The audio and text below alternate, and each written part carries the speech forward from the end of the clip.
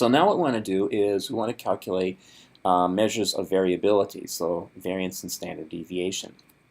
Okay, so again, I'm going to do it out in long form, and then I'll do it in the short form and sort of show you the differences between the two.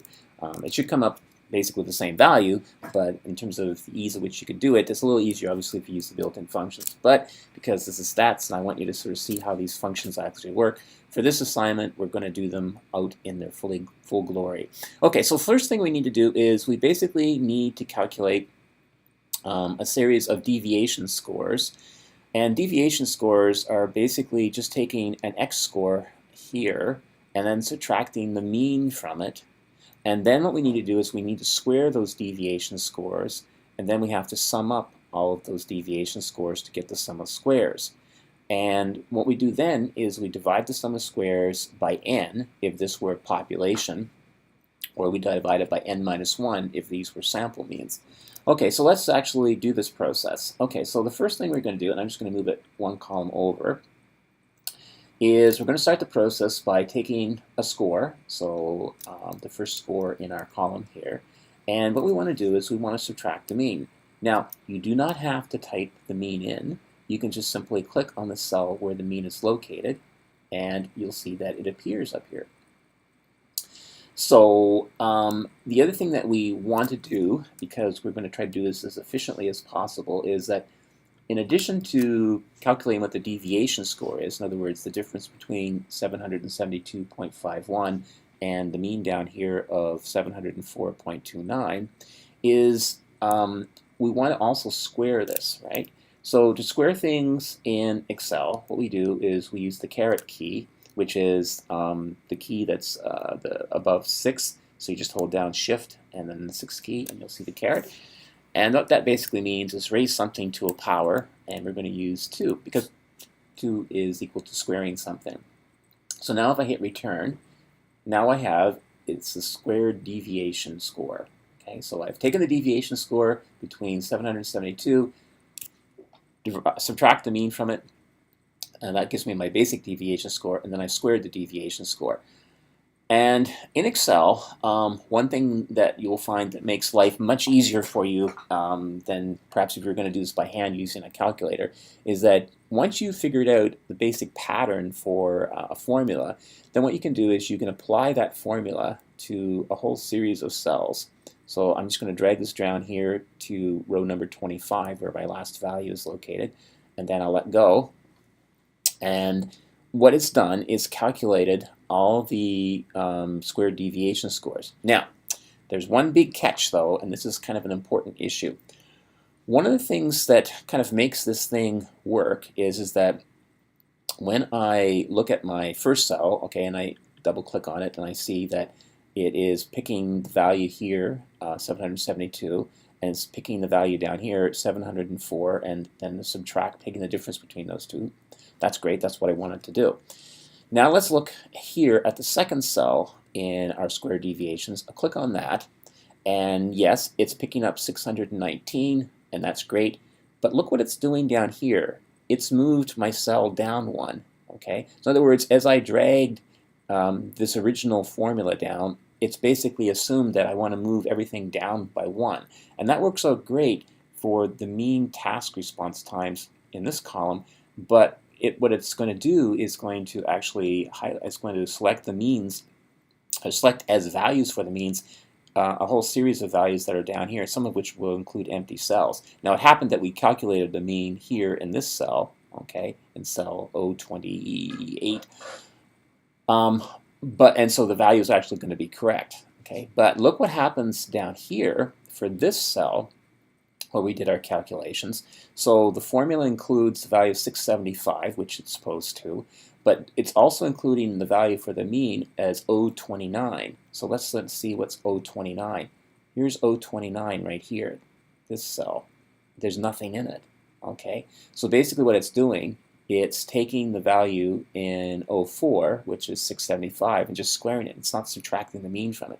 In other words, it's saying that the value that's in 029 is essentially 0, or nothing, and then it's just simply squaring 675. So it continues to do that for all the remainder of the values. Now, you'd think that, oh no, this kind of messes up with my plan to do this very efficiently. However, there's a way to rescue this situation, and basically what I have to do is introduce the difference between, sorry, let me get rid of that there. I have to introduce the difference between relative cell references and absolute cell references. So in what I did here in basically creating this formula and then dragging it down here and populating all these cells with sort of iterations of the formula, it just basically incremented the cell values so that it kind of, cell reference values, so that it kind of did the calculations on a series of values that went down here and then went down here looking for the mean. Okay, so those are using relative cell references. And for some instances, that can be okay. Okay, but for what we're doing right here, we will always want to make the mean the value that's in this cell here. So it's going to be in O27. So in order to tell Excel that we always want to use the value of the mean that's fixed in this particular cell, what we do is we put a $sign in front of the value of the cell reference in front of the O. Whoops, I have to move my cursor over here by hand, I guess. So in front of the O, and then also in front of the 27 there. So now I have $O, $27. And this is what's known as an absolute reference. So because it always refers to the value in this particular cell. So if I hit return, it'll do the calculation as normal. But now watch what happens. So look at the values down here. Some of these pretty gigantic values, like 507,000, 721,000, and so on. So now what I'm going to do is I'm going to copy my original cell with the big change where I've made the absolute cell reference for the mean. And now watch what happens as I drag my cells down here. And now my values are much more where they're supposed to be, okay? And if I just pick one of these at random here, you can see that for this particular row, I want 712, and it's picked that, 712, the value in O22, and it's stuck with my mean 704.29 that was in O27 because I use these $signs to indicate that this value is supposed to remain fixed.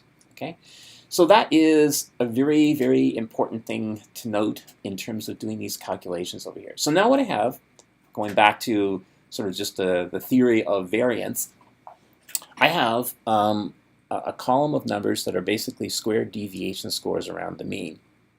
So now what I'm going to do, and I'm going to just put a little line underneath that last value here just to kind of keep track of the numbers that we calculated here in the column and then what we're going to do with those. What I need to do is I need to sum those up. Okay, so the thing that I'm going to be creating is, let's capitalize this here, is going to be the sum of squares. Okay, so the sum of squares is the value. I'm going to try to get it to move over there. There we go.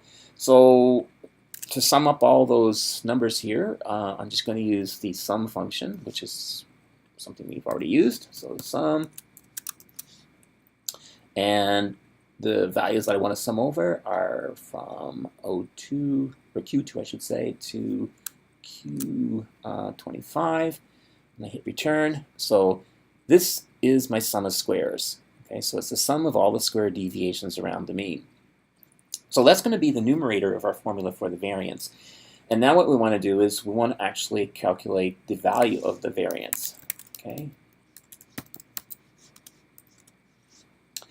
So let's do that. Okay, so in calculating the variance, there's two kinds of variance you can calculate. You can calculate the variance for the population, and you can also calculate the variance for a sample. So the difference is pretty small. It's not going to be a huge difference, but let's do, because I actually instructed you to do it this way, we'll calculate the variance as if it were a sample. Okay. So the formula for the variance for a sample is equal to the sum that we just calculated, so I'm just going to click on that, divided by, and I'm going to put this in parentheses, n minus 1. So we had 24 values. We're going to subtract 1 and hit return. So that is our sample variance for task A response times. Okay. Now, the next thing that you need to calculate is the standard deviation. Now, that's not going to all fit in my cell here, but we'll just have to kind of fake it here. So when that happens, and as soon as I start typing something in this cell, we'll kind of overwrite that. But you'll know, maybe what I should have done is I'll just call it SD. Probably make it much simpler. Okay, and just move that over to the margin there. Okay, so in order to calculate the standard deviation, it's simply the square root of the variance. So I'm going to take the square root of this value here. So the built-in function in Excel for doing a square root is sqrt, okay? And I'm going to take the square root of the value here and hit return. So that is the standard deviation for task A, okay? Now, one thing that we can do as kind of a comparison is that over here when I calculated the variance, okay, for task A, I used the population information, and let's look at the standard deviation because it's a smaller number. So it was 85.31. When I calculate the variance, assuming that this is a sample, I get a value for the standard deviation of 87 point blah, blah, blah, blah. So it's basically a difference of 2 milliseconds in terms of what the difference is between the sample calculation versus the population, okay? Okay, so now what I usually do is I usually try to show you a built-in function that will allow you to do this. So the built-in function for standard deviation for Excel is, let's start typing it out here. So stdv, and we want a standard deviation for a sample, so we're going to use stdev.s. Okay, and we're going to put in the parentheses for the argument. We're going to just basically put in these values over here. Don't put these values in; these are squared values. Okay, let's put these values in. There we go. Hit return. And voila, you can see that the built-in function creates a value that's exactly the same as the value that we calculated by hand, but you can see it's a lot faster. Okay, so when you do your calculations, you're supposed to do the long form version of the calculations, and I think it's useful if you actually, you don't have to do this, but it's useful if you use the built-in function. So I did here for the mean, and I also did it for the standard deviation. There's a similar one for the variance if you want to show that as well. And that's a nice way for you to just check your work and sort of see if the built-in functions give you the same values as the values that you calculated out in long form. Okay, so you do this for task A, and then you do the same thing again for task B. Okay, so if you look at the sample assignment, you essentially can see all these bits and pieces how I did it, except for the variance and standard deviation. When I calculated those, I assumed a population, but the assignment's actually asking you to do this as assuming these are samples. Okay, so do it this way over here. Okay, so that is assignment number 1. Question number 2.